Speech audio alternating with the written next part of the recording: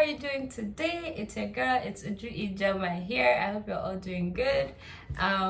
Today I'm going to be telling you guys the reason why I came to Canada and life in Canada. Before I do that, if you haven't subscribed, you know what to do. So in 2006, my dad calls me, he's like, Uju, you're going to Canada. Honestly, this was just funny. I'm like, Daddy, why would I be going to Canada? I went to a British school. I mean, why am I not going to the UK? All my friends are going to UK. I've written my IGCSE, blah, blah, blah, blah, blah. Like, why would I be going to Canada? Well, unfortunately, I wasn't paying my school fees. So you go where you're told to go. Okay, girl? So anyways, I ended up in Canada. I think this was because there were some Canadian schools, right, that were kind of, in Nigeria at the time, just doing, what's it called? Trying to get new students and stuff, right? So that was how I think my dad came across this whole Canada thing. And so he thought it would be a good idea, if it would be good for me. And like I said, as I was not paying my school fees, I'm going you know what to do. Anyway, so we got into the visa application, international students, or student visa, and then getting my student permit as well and all that. So I got my visa and my study permit, came to Canada in December 2006. It was freezing. I do not do well with cold, guys. So I was like, why am I here? Like, why would my daddy send me all the way to Canada at such a young age, blah, blah, blah. Jeez. And I mean, the cold didn't even help issues, to be honest. Like, I get cold easily. So I definitely didn't like that. And then, so when I came, like I said, I came in December. Culture shock. I was depressed. I was homesick, guys. When I tell you, I cried for 2 weeks straight. I'm not kidding. So like, it was such a big move, and I mean, so in a way, I like the fact that I was kind of, no, not even away from my parents or whatever, but like, I mean, it was good for me to be independent and all that, but I mean, not in Canada. I knew no one here. So it was almost like starting life, not almost, it was starting life like, all over again, having to make new friends and all that. But whatever. After a while, I got accustomed to it, So, so at first, when I first came, I did college, which was like A levels for a year before starting university. So after I mean, the uni was good, when you get into uni, you're like a little older now, legal. My mom is watching this. When you're legal, you know what that means. Anyways, guys, so yeah, I mean, life was good. You go to school, write papers. On the weekends, you live your life, okay? My friends, guys, Jackie. Sorry, guys. Anyways, back to what I was saying. So yes.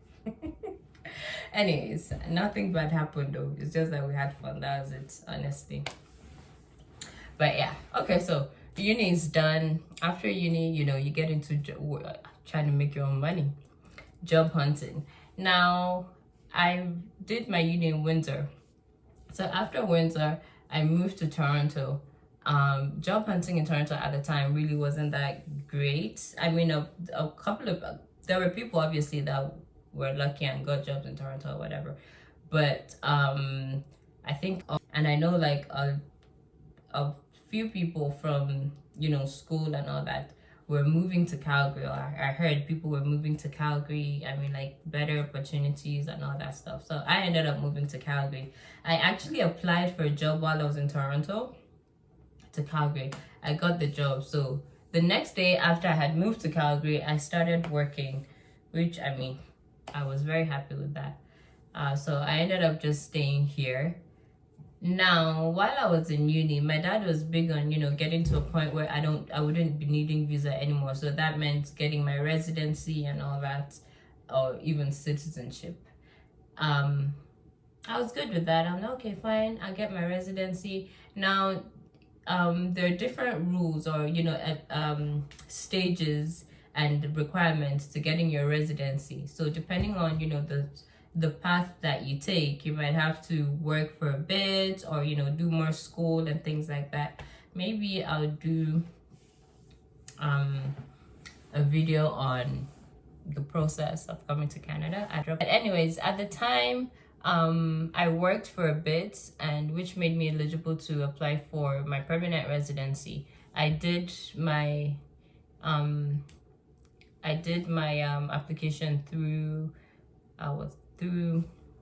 the CEC, that's Canadian Experience Class, which meant having work experience, right, before being able to apply for permanent residency. So that's what I did.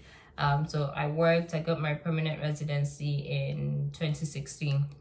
Now, because like all this while I would still go back to Nigeria for holidays and all that. So obviously, like, I was still having fun. Like every time I go to Nigeria, like I had friends in Nigeria, so it's not like I was just going and just had nothing to do.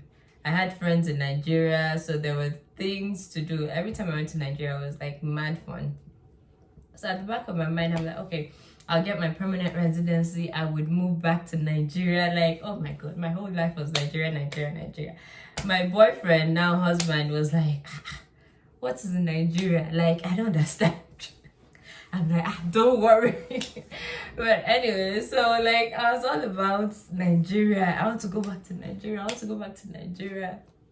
And so once I get my PR, I'm moving back. I'm not even going to wait and get my citizenship. Why would anybody want to get PR and not just get citizenship? Why would you just get PR and move back? I mean, it didn't make sense. So I was like, whatever, I don't even care. Let me just get my PR. I'm out. Story. I got my PR, and luckily for me, by the time I got my PR, just before we had a new government, so they now changed the rules for the citizenship eligibility. Now, before that, you had to wait 5 years after getting your permanent residency to get your citizenship. I'm like, so I got my PR 2016, so I have to wait to 2021 to become a citizen. I've been doing what's here, please. No, I had to go back to Nigeria.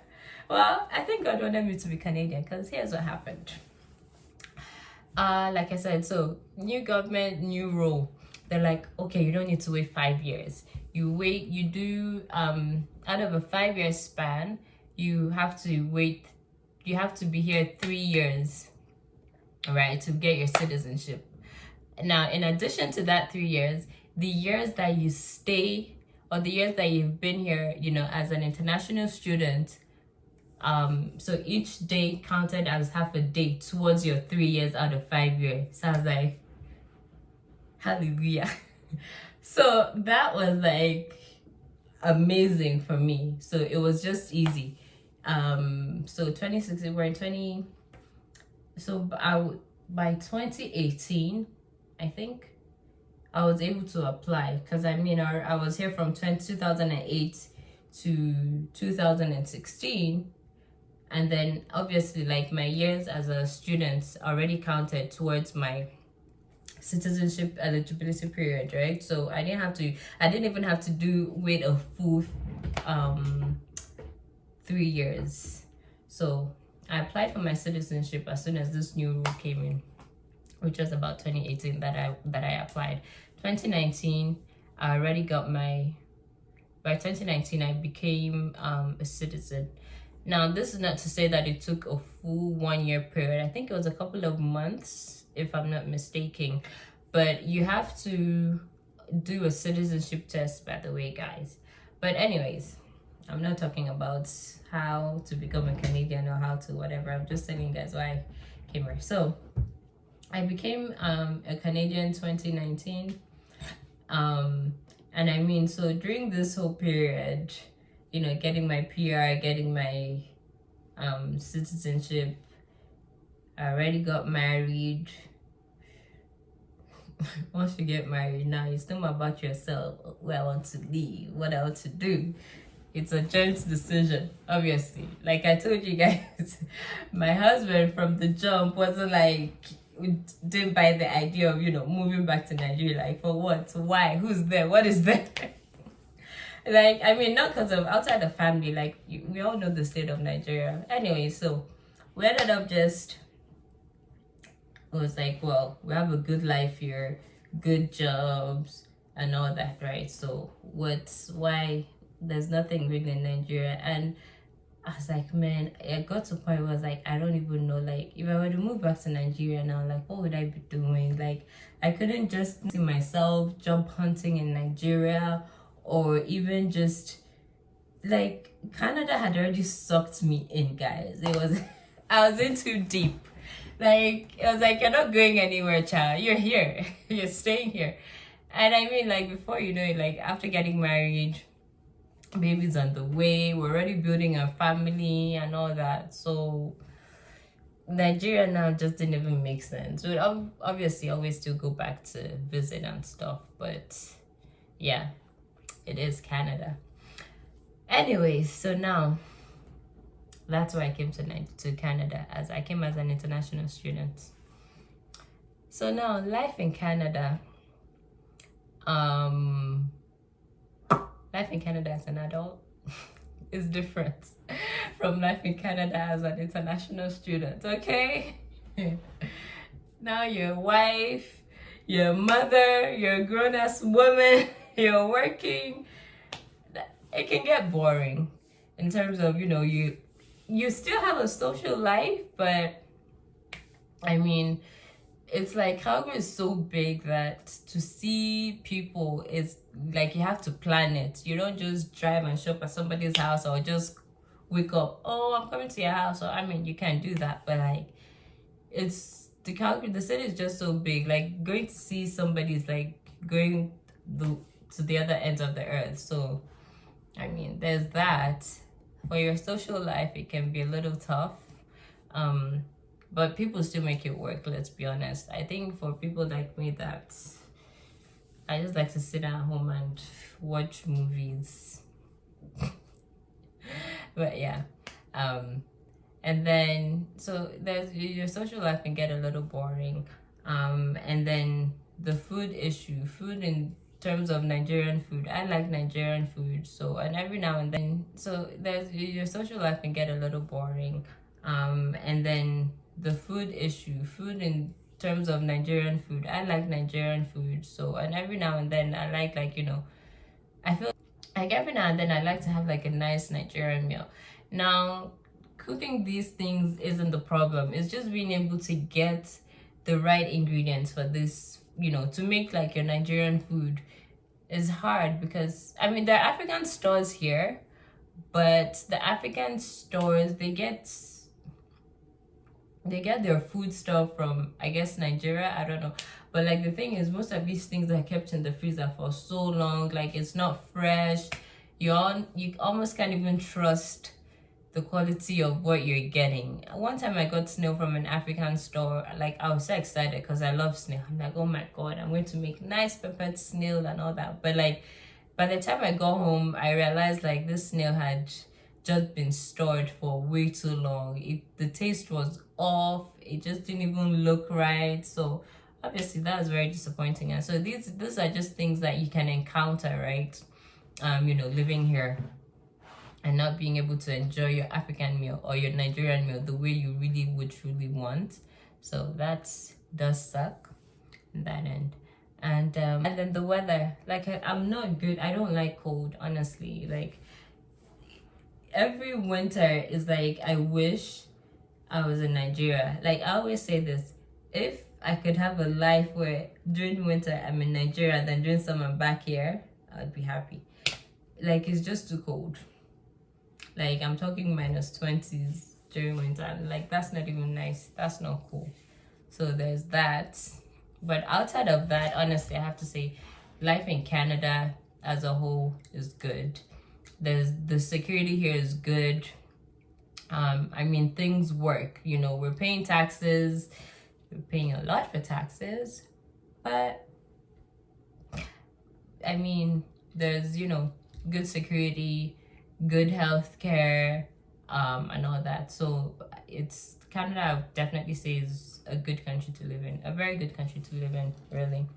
So I ain't complaining. And the cherry on top is I met my husband here, okay? Guys, please don't mind me. So yeah, sometimes I wonder, like, what would I be if I wasn't in Canada, or like, I don't know. I really don't even know what my life would be like if I wasn't living here. But yeah, so I definitely am glad that I listened to my dad. Not like I had a choice anyway, but I'm glad that, you know, he made that decision for me to move to Canada. So thanks, Dad. So on that note, that's it, guys. Share, like, subscribe, leave your comments, leave your questions. Tell us your life in Canada story, why you moved here and all that, okay? So till next time. Bye, guys.